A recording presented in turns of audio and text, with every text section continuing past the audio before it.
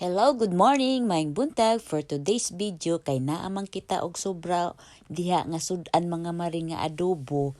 Kay wala naman ang pud nahalin, ato na butangan og itlog mga maring. Ganun na lang yan ang ating pagluto para iba na naman, no? Kay sayang man kung ato, dili na pud na nato kaonon, di ba? Lagyan lang po natin yan ng sibuyas. Tapos kay perting dako man ni diring ilang sibuyas sa Japan mga maring, ato lang pod hiwaon lang hatiin. Kay kon pod oy sayang pod kung dako pod ang imong gamiton tanan, di ba? Lagyan lang pod nato og itlog. Aton lang pod istimiton kung pila kadaghan o kadamo ba ang aton ilagay diha sa atong i-recycle nato nga ulam. Maulang ni ang atong ingredients ngayon mga maring, sibuyas og itlog.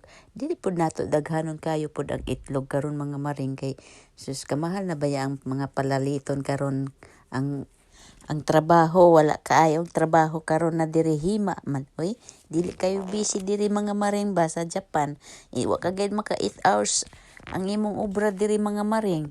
Di alkansi gid kita kang pag hindi kita maka 8 hours, no, kay bawas-bawasan pa na sa mga hukin, mga tax, kung ano-ano pa dira ang mga bawas-bawas sa amo ang mga maring. Kaya gamay lang ang ato ani ma-income.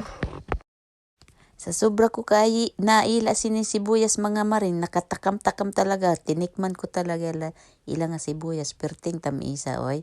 Sang ilang nga sibuyas ba diri ba? Kanais gid kaayo sang ilang nga sibuyas. Tapos diri na mga maring, ato na ni siya ilagay diri maring ang aton nga itlog. Ato na initin kay malamig da baya diri sa Japan, kaya ang mantika niya natulog na. Ilagay na natin ang atong itlog, ha? Ganyan natin paglagay. Okay kayo.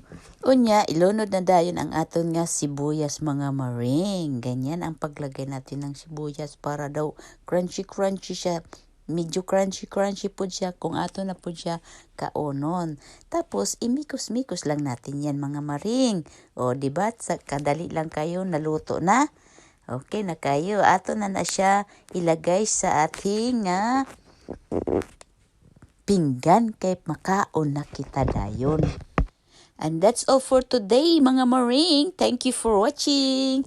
Don't forget to subscribe Maring Yumi. Bye-bye.